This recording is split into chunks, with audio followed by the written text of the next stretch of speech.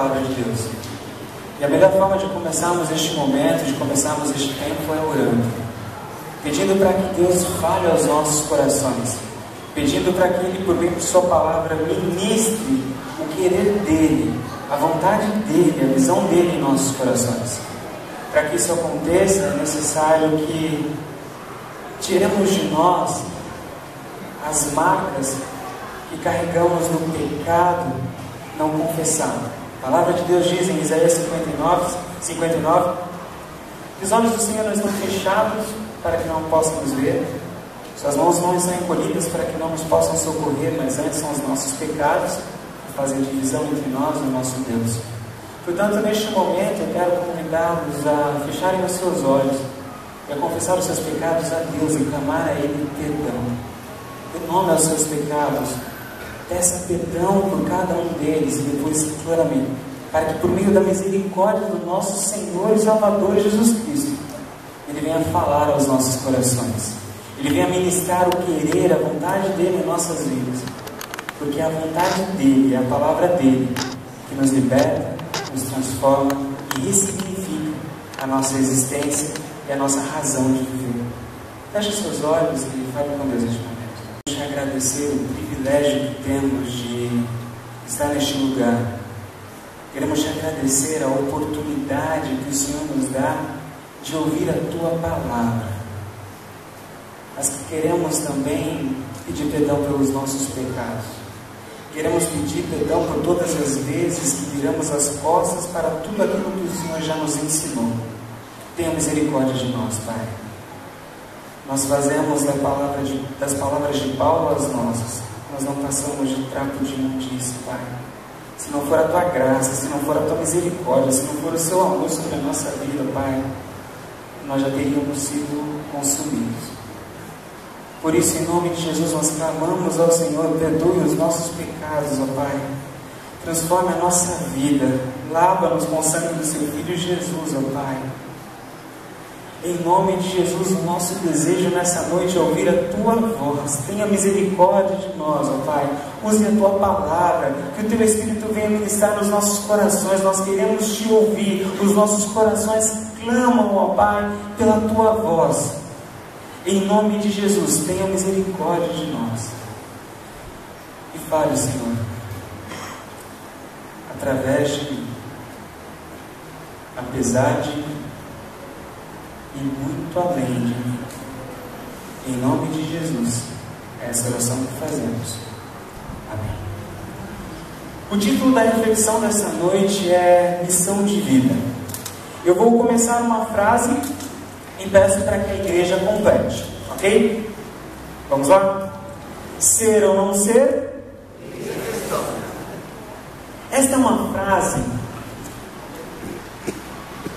de William Shakespeare. É uma das frases mais conhecidas deste autor.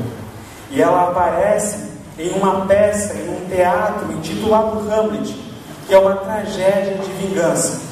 Esta frase em especial, ela apresenta um drama existencial que Hamlet, o personagem principal, estava vivenciando quanto à sua missão de vida.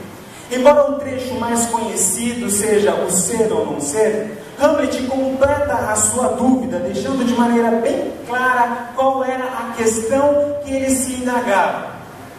Não era apenas ser ou não ser.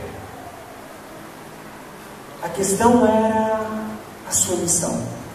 Eu vou reproduzir agora a continuação do texto de Hamlet, que apresenta qual era a questão que estava em jogo, qual era o dilema que Hamlet enfrentava.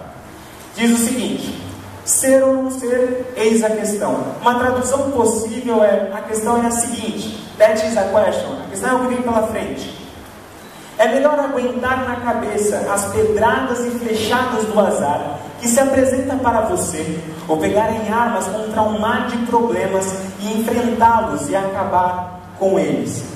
Hamlet está se questionando sobre cumprir ou não cumprir. A dúvida é a seguinte: ele seria uma vítima do azar ou decidiria cumprir a missão dada por seu pai, de arregaçar as mangas, lutar contra os problemas, encará-los de frente e vencê-los? Esta é a dúvida de Hamlet. não é apenas ser ou não ser qualquer coisa. A dúvida de Hamlet era ser ou não ser um filho que aceita lutar pela missão dada por seu pai ou não. Eu inicio essa nossa reflexão de hoje com a história de Hamlet por dois motivos. Primeiro, porque esta questão de ser ou não ser um filho que aceita lutar para cumprir a missão dada por seu pai é a principal questão que nós, como filhos de Deus, enfrentamos no nosso dia a dia. Começo essa nossa reflexão de hoje usando a história de Shakespeare, não apenas porque esta é a questão que nos toca como filhos de Deus, mas porque também esta é a questão que Esther, a personagem que vai nortear a nossa reflexão de hoje, teve de responder na sua vida quanto à sua missão. Mas antes de nós falarmos sobre Esther e tentar extrair lições, extrair verdades sobre a história de Esther, acredito ser necessário falar um pouco, fazer um resumo bem geral da história e do livro de Esther, para que então depois a gente comece a extrair daqui lições, verdades sobre a nossa missão de vida. Bom, a história de Esther acontece no Império Persa. O Império Persa essa história acontece no Império Persa e na época de um rei chamado Xerxes. Esse é o nome persa do rei. Em algumas versões vai aparecer como Assuero. Este é o nome hebraico do mesmo rei. Neste Império Persa, segundo Heródoto, um historiador, ele controlava metade do mundo então conhecido. Este rei chamado Xerxes, que controlava metade do mundo então conhecido, decide fazer um banquete. E no meio desse banquete ele chama a sua esposa, a rainha Vashti, para desfilar em frente aos seus súditos para que eles vissem a beleza de Vashti. Porém Vashti diz não ao rei. Como reação a essa atitude de Vashti, o rei decide tirar Vashti do seu posto de rainha e impedi-la de vê-lo novamente. Passado algum tempo, o rei decide escolher uma nova rainha. Ele escolhe um método muito diferente para a escolha de rainha. Ele faz um concurso Miss Pérsia. Funcionava mais ou menos assim. Cada província enviaria as mulheres mais bonitas para Suzã, a cidade onde Xerxes vivia, e elas ficariam durante um ano no harém de Xerxes. Depois de um ano, essas mulheres se apresentariam ao rei e o rei escolheria a futura rainha do Império Persa. O harém foi lotado de mulheres de todas as províncias e depois de um ano o rei escolhe a rainha e escolhe então Esther. Esther, uma judia que havia sido criada por seu primo Mardoqueu porque os seus pais haviam morrido. Ela e seu primo chegaram em Suzã neste contexto de exílio e agora Esther é rainha. Logo depois dessa narrativa que Esther é escolhida rainha, vem a narrativa de um momento em que Mardoqueu livra Xerxes da morte. Ele descobre um plano de dois oficiais de tirar a vida do rei Xerxes e ele então conta para Esther, que era a rainha, e a Esther conta para o rei, que investiga a situação, investiga o caso e descobre que era verdade. Então, Xerxes é livrado da morte. A história está muito boa para ser verdade. Tudo está indo muito bem. Até que aparece um personagem chamado Amã.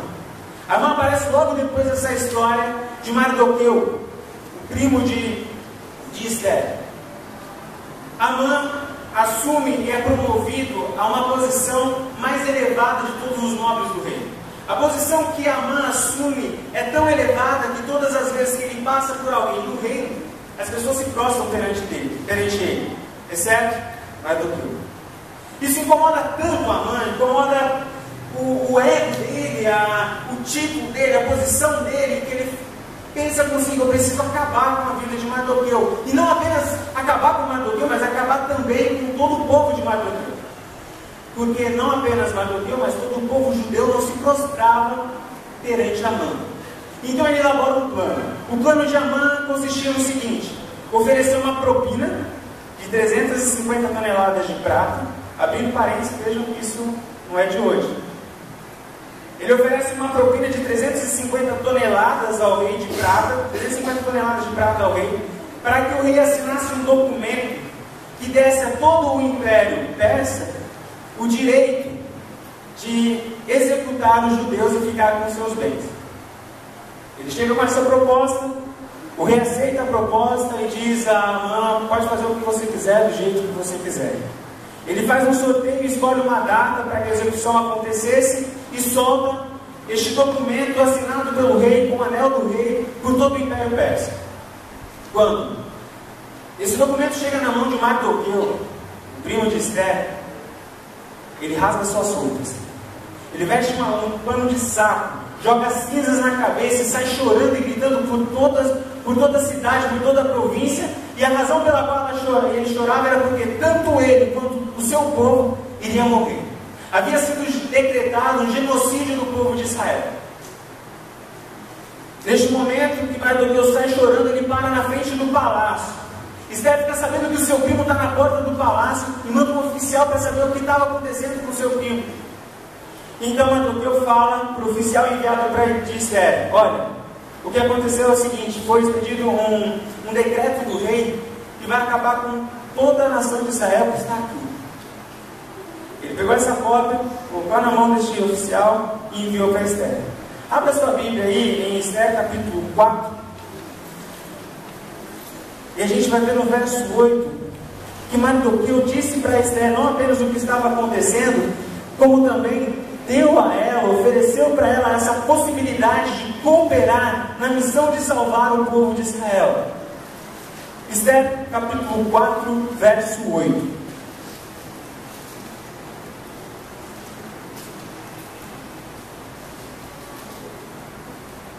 Os irmãos que acharam, digam achei. Os irmãos que não acharam, digam não achei. Não achou? Tem mais alguns aí que eu procurei. Então vamos lá. Esther capítulo 4, verso 8. Aqui é o diálogo, é o momento entre Mardoqueu e os oficiais enviados por Esther. 4:8 diz o seguinte: deu-lhe também uma cópia do decreto que falava do extermínio que tinha sido anunciado em Suzã, para que ele mostrasse a Esther e insistisse com ela para que fosse à presença do rei, implorar misericórdia e interceder em favor do seu povo. Neste momento, Mardoqueu está dando a Esther a oportunidade de participar da missão de Deus de salvar o povo. Bastava ela ir à presença do rei, implorar por misericórdia e interceder por seu povo. Para que isso não pareça muito simples para nós, poxa, é algo muito fácil, só ela chegar ao rei e pedir alguma coisa para ele. A gente precisa dar uma olhada no verso 10 e 11. E olha o que diz lá. Essa é a resposta de Esther a Mardoqueu. Verso 11, capítulo 4, verso 11. Palavras de Esther: todos os oficiais do rei e o povo da província, do império, sabem que existe somente uma lei para qualquer homem ou mulher que se aproxime do rei no pátio interno, sem ser por eles chamado, será morto, a não ser que o rei estenda o cetro de ouro para esta pessoa e lhe poupe a vida. E eu não sou chamado à presença do rei há mais de 30 dias. Ou seja, esta missão para a qual Esther estava sendo chamada envolvia riscos. Existia uma lei que dizia que só podia ir à presença do rei aqueles que fossem chamados pelo rei. E os que não fossem chamados pelo rei só continuariam vivos se o rei estendesse o cetro de ouro dele. Quando Esther fala isso para Mardoqueu, ela está falando mais ou menos o seguinte: ô Mardoqueu, você está lembrado que existe uma lei que diz que eu não posso me aproximar do rei? Você lembra o que aconteceu com Vasti? Quando Vasti quebrou uma ordem do rei, ela foi tirada do seu lugar, ela não pode ver o rei até hoje. É isso mesmo que você está pedindo para mim? E eu quero lembrar você também, Mardoqueu, que tem um outro problema. Faz 30 dias que o rei não me chama. Se o rei quisesse me ver, ele já teria me chamado 30 dias atrás. É isso mesmo que você quer que eu faça?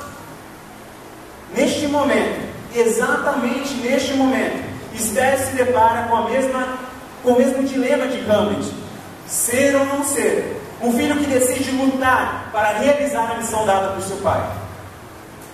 Para a nossa felicidade, para a nossa alegria, Esther resolve esse dilema dizendo sim ao Senhor, aceitando a missão que o Senhor tinha dado para ela. Então ela vai ao rei.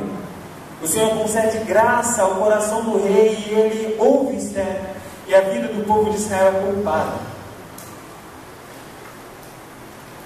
Quando a gente olha para a história de Esther, nós vemos que a grande lição que ela nos traz é em responder a questão como conseguir cumprir a missão de vida que Deus nos dá.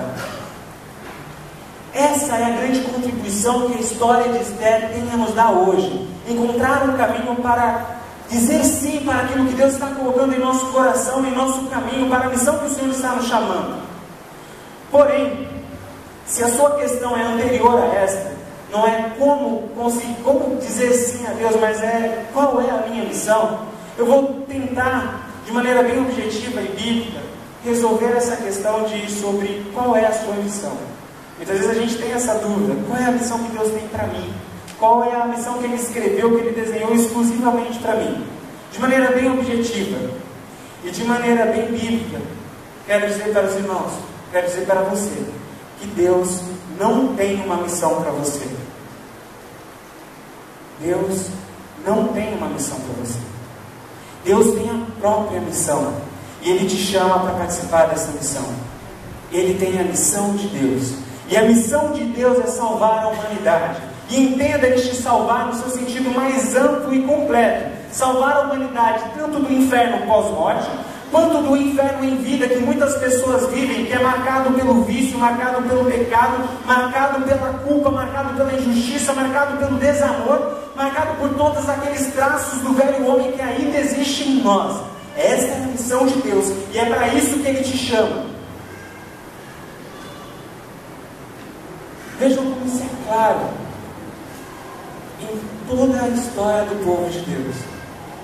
Quando nós vemos a história de Moisés, o diálogo de Deus com Moisés é mais ou menos assim: Moisés, a minha missão é salvar o povo de Israel, eu estou chamando para participar dela. Quando o Senhor chega em Gideão para chamá-lo para a missão, o diálogo é mais ou menos o seguinte: Gideão, a minha missão é salvar e proteger o povo, eu estou te chamando para participar dessa missão. Quando o Senhor lá no Novo Testamento vai conversar com Paulo e chamá-lo para a missão, é o mesmo diálogo. Paulo, a minha missão é salvar o povo, tanto o judeu quanto o gentil, eu estou te chamando para participar dessa missão. E quando a gente vai para a história de Esther, não é diferente. O Senhor chega em Esther por meio de Mardoqueu e diz: Esther, a minha missão é salvar o povo de Israel do genocídio que está prestes a acontecer, eu estou te chamando para participar dela. Veja como isso é muito claro no verso 14, capítulo 4, verso 14, palavras de Mardoqueu a Esther: se você ficar calada nesta hora, socorro e livramento surgirão de outra parte para os judeus, mas você e a sua família, a família do seu pai, morrerão. E Mardoqueu está dizendo para Esther: Esther, o Senhor está te chamando. Você pode dizer sim, você pode dizer não para a missão de Deus. Isso aí está com você que decide isso. Se você disser não, Ele vai levantar outra pessoa para cumprir a missão, porque a missão é dele. Ele está te chamando para participar. Dessa forma, nós entendemos que Deus não tem uma missão para nós. Ele tem a missão dele e Ele nos chama para participar dessa missão. E a missão de Deus é salvar, no sentido mais amplo, tanto do inferno pós-morte, quanto dos traços de morte que ainda existem em nossa vida. Ele nos chama para participar da missão de salvar vidas no nosso trabalho. Ele nos chama para participar da missão de salvar vidas dentro da nossa casa, no nosso círculo de amizade, na nossa igreja. Esta é a missão que o Senhor nos chama para participar. Quando nós entregamos a nossa vida para Jesus, a nossa questão, o nosso dilema deixa de ser qual é a nossa missão e se torna ser ou não ser um filho que decide lutar para cumprir a missão dada por seu pai. A partir desse momento, o nosso problema passa a ser como encontrar forças para fazer o que temos de fazer, como ter a coragem para dizer sim para a missão que o Senhor nos chama para participar. E acredito que a história de Esther nos ensina a resolver essa questão: como conseguir cumprir a missão que o Senhor nos chama para participar. E quando eu olho para a história de Esther, eu vejo que a primeira lição que ela nos dá, que ela nos traz, é que para cumprirmos a missão que o Senhor nos chama, para encontrarmos força para realizar aquilo que o Senhor está colocando em nossas mãos para fazer, nós precisamos reconhecer a nossa dependência de Deus. O primeiro passo para cumprirmos a missão que o Senhor nos chama para participar é reconhecer a nossa dependência de Deus. Reconheça a sua dependência de Deus.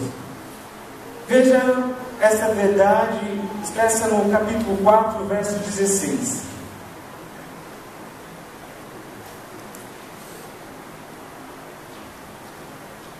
Depois que Mardoqueu disse tudo aquilo para Esther, esta é a resposta de Esther: vá reunir todos os judeus que estão em Suzã e jejuem em meu favor.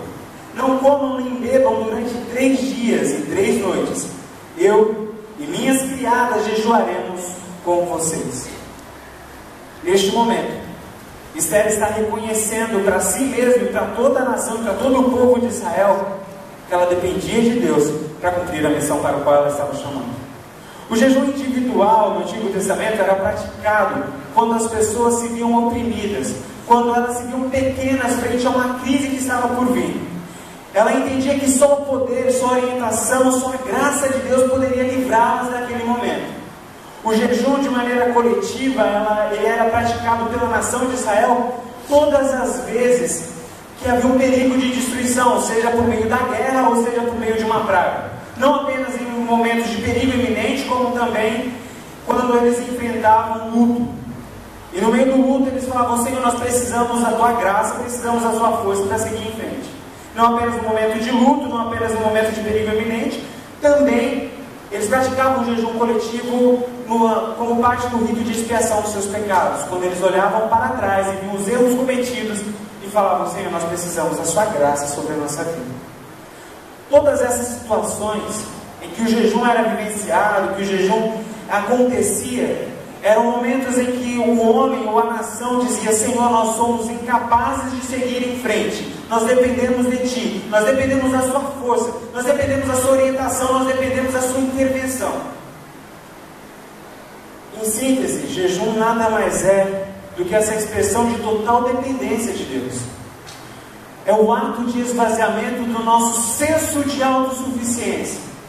Na verdade, quando Esther está se lançando em um jejum e convocando o povo a jejuar, ela está reconhecendo que a vontade do Senhor era superior à própria vontade. Isso fica muito claro no Antigo Testamento, quando a gente vê a história de Esther, quando a gente vê o jejum sendo convocado nas situações de pré-guerra, e também todas essas situações que citei. Mas no Novo Testamento, o mesmo fato se mantém. Quando a gente vê o relato da igreja de Antioquia, antes de comissionar Paulo e Barnabé, mobilizando a igreja toda em jejum, o que a igreja estava fazendo? Senhor, nós não temos condições em nós mesmos para começar essa missão com Paulo e Barnabé. Nós dependemos de Ti. Não apenas a igreja de Antioquia, como a igreja de Ásia Menor, antes de comissionar os seus presbíteros, também jejuaram. Mas o que mais nos salta aos olhos, o que mais nos faz entender a necessidade de reconhecer a nossa dependência de Deus é quando nós olhamos Jesus Cristo, antes de começar a sua missão pública, se lançando em um jejum de 40 dias e 40 noites. Ali é Jesus, antes de começar a sua missão pública, nos ensinando que precisamos ser dependentes de Deus. E frases e palavras como aquela que ele diz no momento de jejum: não só de pão viverá o homem, mas de toda a palavra que sai da boca de Deus, deixa isso muito claro para nós. Que para que continuemos a missão, para que digamos sim, para que a gente consiga cumprir aquilo para o qual o Senhor nos chamou, nós precisamos reconhecer que somos dependentes de Deus. Quando nós olhamos para a história de Esther, nós nos perguntamos: por que essa é a primeira atitude que Esther toma? Fazer jejum, reconhecer a sua dependência de Deus. É porque ela sabia que não tinha forças em si para fazer o que tinha que fazer. Eu sei que muitas vezes não é fácil dizer sim para Deus, ainda mais quando o sim para Deus significa um não para nós. Eu sei que muitas vezes dizer sim para Deus dói na nossa carne, machuca o nosso orgulho, põe em risco a nossa posição, machuca e arrisca tudo aquilo que muitas vezes nós construímos.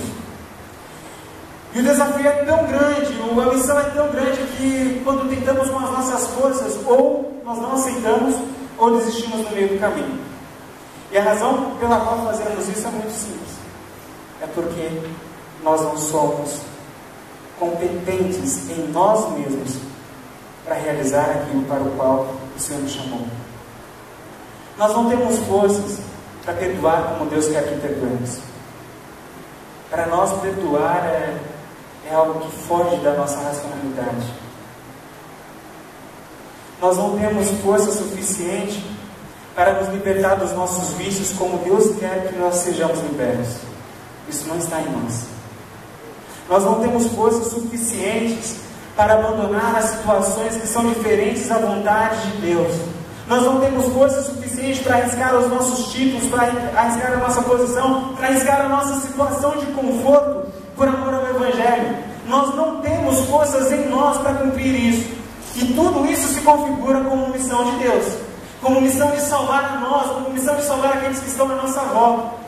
Ter ciência dessa nossa fraqueza, ter ciência de quão limitados somos, nos empurra para mais perto de Deus, nos coloca de joelhos, nos coloca de jejum, para que clamemos com misericórdia do nosso Deus, para que clamemos pela intervenção divina. Por isso é tão importante reconhecer que somos fracos, que somos dependentes. A pergunta que este texto nos expõe é: você tem colocado a sua luta perante Deus? Você tem colocado perante Deus os desafios que esta missão de salvar tem apresentado para você? Deus te chamou para salvar o seu casamento. Você tem orado pelo seu cônjuge? Você tem orado por você dentro do seu relacionamento? Você tem orado pelo teu casamento? Não apenas orado, mas você tem guiado o seu casamento debaixo da orientação divina. A missão que Deus te chamou é para salvar o seu casamento. Você tem reconhecido a sua dependência de Deus dentro do seu lar? A missão para a qual Deus te chamou é para salvar a vida dos seus filhos. A pergunta que faço é: você tem orado pelos seus filhos? Você tem colocado a vida dos seus filhos perante o Senhor? Você tem educado, tem criado os seus filhos à luz da palavra de Deus? Porque isso é cumprir a missão de Deus. O Senhor te chamou para ser instrumento de salvação por onde quer que você vá. Em todas as suas relações, você tem orado pelos seus amigos de trabalho, você tem orado por aqueles que estão à sua volta na faculdade, no colégio, você tem orado por vidas, ou o seu pedido de oração se limita apenas em um expressar das suas vontades consumistas. Essa é a missão que Deus nos dá. A missão que Deus nos chamou, a missão para a qual o Senhor tem nos chamado, é para que a nossa vida também seja salva. E a pergunta que faço é: você tem colocado os seus dramas, você tem colocado as trincas do seu caráter perante o Senhor, pedindo: Senhor, tenha misericórdia de mim? Ou seu diálogo com Deus tem sido um diálogo de máscaras, onde você se esconde atrás de uma religiosidade e não se apresenta perante o Senhor dizendo tudo aquilo que você é e clamando: Senhor, tenha misericórdia de mim? Meus irmãos, é para isso que o Senhor nos chamou, e esta é a única forma de conseguirmos cumprir a missão que o Senhor nos chama para realizar. É reconhecendo que somos carentes, dependentes da graça, do poder e da misericórdia de Deus. A palavra de Deus deixa isso muito claro em Filipenses capítulo 4, 6, que diz o seguinte: não sejais ansiosos por coisa alguma, antes sejam as vossas petições em tudo conhecidas por Deus, pela oração de súplica e com ações de graças. Aqui é o Senhor nos dizendo: coloque tudo aquilo que tem tocado a sua vida, tudo aquilo que precisa ser mudado, tudo aquilo para o qual eu te chamei para realizar, perante mim, porque sozinho vocês não vão conseguir. O desejo de Cristo, o desejo do Senhor não é que você caminhe nessa vida, que você caminhe na sua história sozinho, mas Ele quer dar a mão para você e te ajudar a caminhar. Como está o seu relacionamento com Deus? Como está a sua vida de oração? Como está a sua vida devocional? Como está a sua vida de dependência do Senhor? Você está perto dEle? Você está fazendo como Esther, que reconheceu que sem Ele ela não conseguiria? Ou nós estamos fazendo como Adão e Eva, que buscavam a sua autonomia, a sua independência? Meus irmãos, se quisermos cumprir a missão de vida para a qual o Senhor nos chamou, nós precisamos reconhecer que sem Deus nada somos. Precisamos dele. E precisamos nos alimentar de sua palavra. que precisamos investir bem no nosso relacionamento com Deus. Sem isso, a gente é um fracasso. Sem Deus a gente vai falhar. Mas com Deus, nós somos mais do que vencedores. Quando olho para a palavra de Deus, quando olho para a história de Esther, a segunda lição que ela nos traz é que para cumprir a nossa missão de vida, nós precisamos reconhecer que somos dependentes de Deus, mas também fazer a nossa parte. Veja que está escrito lá em reconhecer que somos dependentes de Deus, mas também fazer a nossa parte. Veja que está escrito lá em Esther, capítulo 4, 16. Esther, capítulo 4, verso 16, a parte B. Próximo slide. Diz o seguinte, a parte B. Depois disso, Esther falando ainda, hein? Depois disso, irei ao rei, ainda que seja contra a lei. Se eu tiver de morrer, morrerei. Meus irmãos, nós precisamos saber de uma verdade. Deus nunca irá fazer aquilo que Ele pediu para você fazer. Aquilo que é nossa responsabilidade fazer, nós temos de fazer, e Deus nunca vai fazer por nós. Porque o nosso Deus não é um Deus que alimenta a nossa preguiça e o nosso comodismo. Ele é um Deus que nos chama à responsabilidade. E quando nós olhamos para a história de Esther, ela está dizendo, eu entendo qual é a minha parte na missão, e eu vou fazer isso, mesmo que isto seja contra a lei. E se eu tiver de morrer, eu morrerei, eu assumo os riscos de cumprir a minha missão. É a minha parte para fazer, eu vou fazer. E quando eu olho para essa história, eu entendo que Esther encontrou forças para fazer o que tinha que fazer por dois motivos. O primeiro é porque ela soube ouvir. E o segundo é porque ela entendeu que o Senhor queria usá-la na missão dele. Veja, é interessante que ela decide agir depois que Mardoqueu diz para ela o que estava acontecendo, apresenta os riscos e também apresenta as oportunidades. Ela soube ouvir. Muitas vezes, Deus fala com a gente por meio de pessoas. E às vezes a gente está perguntando, pedindo um sinal para Deus. Deus, me ajude a resolver a questão do ser ou não ser. E pedindo um sinal do céu, pedindo um sinal para Deus. E Ele está levantando pessoas, mas a gente não está ouvindo. Uma das formas que Deus usa para se comunicar conosco é por meio de pessoas. Pessoas que abrem os nossos olhos para ver os riscos e para ver as oportunidades. Imagine se Esther não tivesse ouvido Mardoqueu. Provavelmente a morte bateria na porta dela sem que ela percebesse. A palavra de Deus nos estimula a vivenciar essa realidade do conselho mútuo, de ouvir uns aos outros, de edificar uns aos outros. Lá em 1 Tessalonicenses, capítulo 5, verso 11, diz o seguinte: por isso, aconselhai-vos e edificai-vos uns aos outros. Quando eu olho para essa parte da história de Esther, eu vejo que o que nós precisamos muitas vezes para tomar a coragem para fazer o que temos de fazer é saber ouvir. Saber ouvir Deus. E saber ouvi-lo também por meio de pessoas. Mas fazer isso tomando como referencial a palavra de Deus. Quando ouvimos as pessoas certas, tomando como referencial a palavra de Deus, a nossa visão é clareada. E nós conseguimos enxergar o problema, enxergar a situação, enxergar a missão de uma forma melhor. E então, conseguimos entender quais são os riscos e quais são as oportunidades. Nós precisamos saber ouvir. Mas eu vejo que Esther encontrou forças para fazer o que tinha que fazer, não apenas porque ela soube ouvir, mas porque ela entendeu que o Senhor queria usá-la com a história dela e no contexto e no lugar onde ela estava. Ela só decide agir depois que ela ouve a pergunta retórica do seu primo Mardoqueu, dizendo o seguinte: quem sabe não foi para um momento como este que você chegou à posição de rainha? Eu digo que é uma pergunta retórica de Mardoqueu, porque quando nós olhamos para a história de Esther, é inegável o fato que o Senhor queria usá-la naquele momento. É inegável o fato que o Senhor queria usar a história dela. Porque vejam, a história de Esther começa com a rainha Vasti sendo tirada do seu posto, tirada do seu, tendo a sua coroa tirada da cabeça. Era algo muito estranho isso, porque era difícil uma rainha dizer não para um rei. Mas isso acontece na história de Esther. Depois disso acontece um concurso. E no meio de milhares de pessoas, Esther entra para este concurso. E não apenas entra, como também cai na graça do oficial, que oferece para Esther um tratamento VIP, de uma pessoa muito importante. No meio de tantas, ela cai na graça do oficial e recebe um tratamento especial. E no meio de tudo isso, ela é escolhida rainha. Veja, uma órfã que vira rainha. Uma mulher que sai do contexto de prisioneira de exílio para morar no palácio. É como se Mardoqueu estivesse dizendo para ela: olhe para a sua história, Esther. Olhe para o lugar onde você está. Olhe para todos os recursos que Deus colocou em tuas mãos. É a tua hora de fazer a tua parte. Deus te colocou no lugar certo, no momento certo, para fazer aquilo que é certo.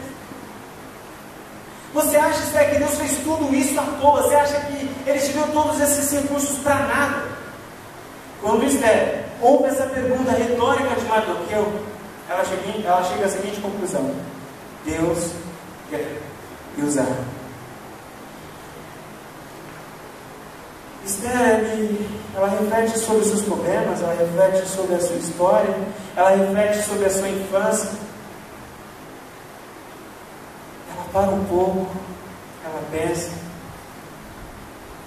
e faz essa autoanálise, análise da história dela a partir da perspectiva da missão de Deus, e ela entende: Deus quer me usar.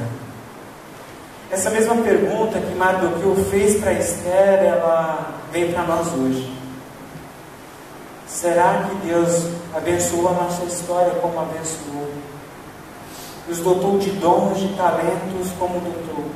Nos colocou no lugar onde estamos para nada? Eu acredito que não.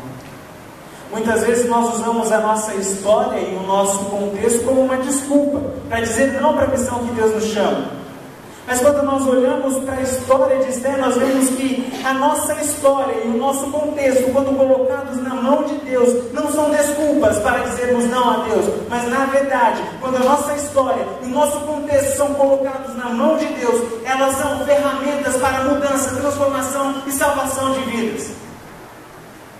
Muitas vezes a gente pensa: olha, eu pequei muito na minha vida, a minha história é marcada por traumas, eu não posso participar da missão de Deus. O lugar onde eu trabalho, ele é tão pesado, a minha família é tão cheia de problemas, o meu casamento, a minha esposa, a minha sogra, o lugar onde eu vivo, as pessoas que eu me relaciono, não dá para dizer sim para Deus, não dá para participar dessa missão de salvar vidas. Mas quando nós olhamos para a história de Esther, nós entendemos que o Senhor quer usar a nossa vida, com a nossa história e no lugar onde nós estamos. O Senhor te chama para que você seja um instrumento dele dentro do seu casamento. O Senhor te chama para que você seja um instrumento dele dentro do seu trabalho. O Senhor te chama para que você leve a salvação, leve a transformação dentro da sua família, dentro do seu círculo de amizade, usando todos os dons que Ele te deu, usando todos os recursos que Ele te deu. Deus não fez isso à toa. Quando nós olhamos para essa situação, quando nós olhamos para essa realidade, quando nós olhamos para a nossa vida, para a nossa história, na perspectiva de Deus, a pergunta que nos vem é: será que Deus fez tudo isso? Deus realizou tantos milagres, tantas bênçãos na sua vida para nada? Eu acredito que não. Eu acredito que Deus tem te dado dons, Deus tem te dado talentos, Deus tem te dado recursos, Deus tem te colocado você no lugar onde você está, Deus tem colocado pessoas lá em sua volta para que você seja um instrumento do Senhor para salvar, para libertar e para transformar vidas. É para isso que Deus te chama. E entenda que no time do Senhor não existe banco de reserva. Todos nós somos chamados para servir, então todos nós somos chamados para fazer parte dessa missão. Todos nós somos chamados para lutar contra o velho homem que existe dentro de nós. Portanto, faça a sua parte. Todos nós somos chamados para usar os dons que Deus nos deu para abençoar a vida de pessoas aqui na igreja e também fora da igreja. O Senhor não te chamou para ficar como um espectador da história. Deus te chamou para ser um agente de transformação.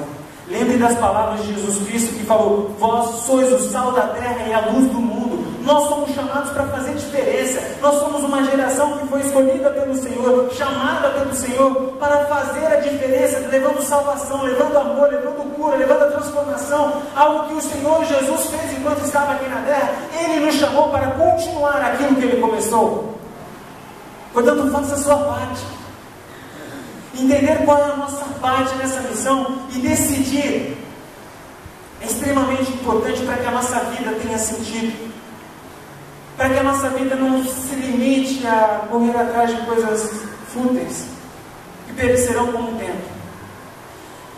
Eu não sei o que o Espírito do Senhor, o Espírito Santo está falando no seu coração sobre qual é a sua parte na missão. Eu não sei o que Ele está falando contigo, que você tem deixado de fazer. Se é algo relacionado à sua família, se é algo relacionado ao seu casamento, se é algo relacionado ao seu trabalho, se é algo relacionado à sua vida de santidade com Deus. Eu não sei o que é, mas eu quero dizer para você, se o Senhor está te chamando, se o Senhor está falando contigo para você fazer a sua parte, faça a sua parte, custe o que custar, doa o que doer. Faça com mistério. Eu vou ao rio, mesmo que seja contra a lei. Se morrer, morrer. Eu quero terminar essa reflexão mostrando esta imagem. Você consegue dar um blackout para mim, Matheus, por favor? Nessas luzes todas aqui para a gente visualizar melhor a imagem. Essa é a imagem de Hamlet. Ó. Essa é a imagem de Hamlet com um crânio na mão. Pode acender, por favor. Obrigado. Aqui também. Esta imagem de Hamlet, ela é reproduzida, ela está presente em muitos ambientes públicos. Você vê a estátua de um homem segurando um crânio em parques, em bibliotecas, em vários espaços públicos. Essa imagem remete a uma cena da peça de Hamlet. E a parte dessa peça, embora muitos coloquem esta cena com o questionamento ser ou não ser, neste momento Hamlet não está perguntando, não está fazendo a questão, não está se perguntando sobre o ser ou não ser. O ser ou não ser acontece logo no início da história de Hamlet.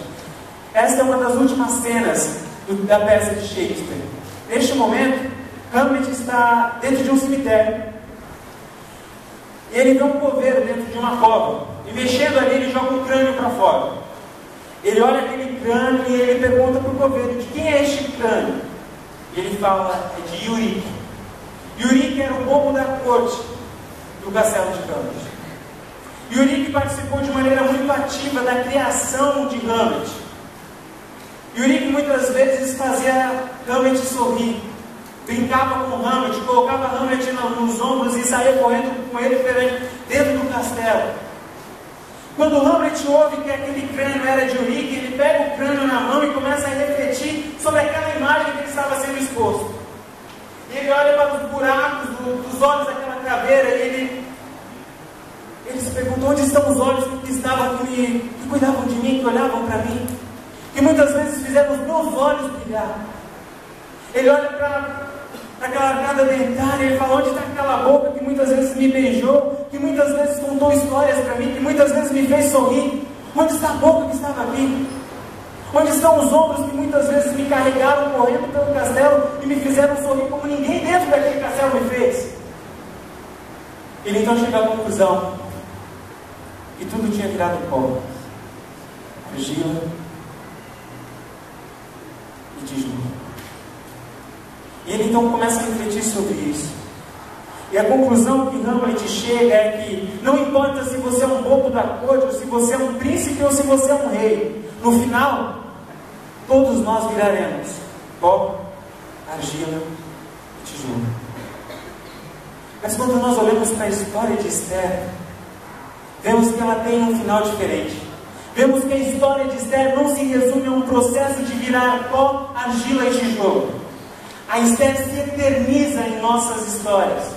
A vida de Esther é eternizada, porque ela disse sim à missão de Deus. Ela disse sim para a missão de participar da obra de salvar vidas e restaurar pessoas e livrar a nação de Israel de um genocídio. Quando digo que Esther foi eternizada em nossa história, isso é de maneira literal. Exatamente hoje, dia 12 de março, está sendo comemorado pelos judeus o Purim. Se você for hoje em qualquer sinagoga, eles estão celebrando o dia mais feliz do calendário judaico, o Purim. Este dia é similar em termos de festa, em termos de alegria, ao dia de ação de graças dos americanos e o nosso dia de Natal. E sabe o que os judeus estão comemorando hoje em suas sinagogas? O dia que Esther disse sim para a missão para o qual o Senhor havia chamado. Meus irmãos e minhas irmãs, a sua vida não precisa terminar em pó, argila e tijolo. Deus te chamou para salvar vidas, para transformar histórias, para resgatar pessoas das mãos do inimigo. Quando nós dizemos sim para o Senhor, a nossa história é ressignificada, a nossa vida se enche de sentido, e não há nada melhor que possamos fazer com a nossa vida do que entregá-la para servir e honrar o nosso Deus. A pergunta e honrar o nosso Deus. A pergunta que nos vem é: o que nós temos feito com a nossa vida? A pergunta que faz para os irmãos e irmãs nessa noite é: para o que você tem dedicado os seus melhores dias aqui na terra? Saiba que não existe nada melhor do que se engajar na missão de Deus, de servir, de santificar, de salvar, de transformar. Deus quer te usar. Deus quer usar você com a sua história. Eu não sei quais são os traumas pelos quais você já passou, mas sabe que Deus pode usar tudo isso para um glória dele. Saiba que não existe nada melhor do que dizer ao Senhor: usa a minha vida. A gente passa por dificuldade, a gente passa por situações que muitas vezes vão nos tirar o fôlego, mas a melhor coisa que podemos fazer com a nossa vida é resolver a questão do ser ou não ser um filho que decide lutar para cumprir a missão dada por seu pai, dizendo sim.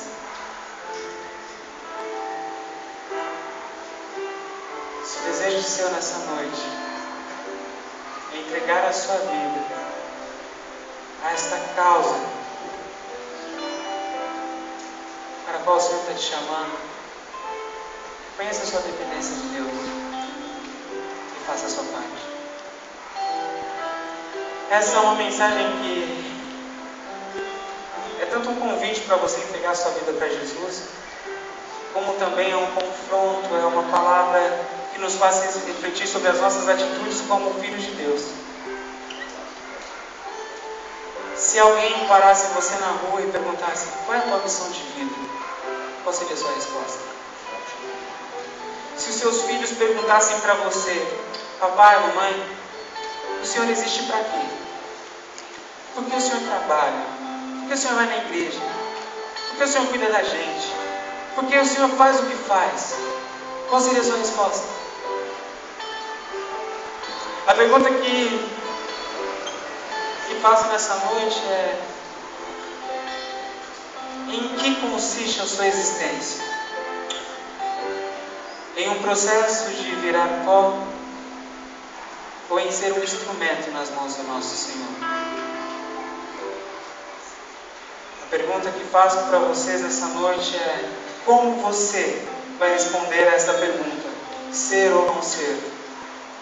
Um filho que decide lutar pela missão dada por seu pai ou não? Nesse momento eu quero convidar todos a fecharem os seus olhos e, ouvindo essa canção, ore e fale com Deus.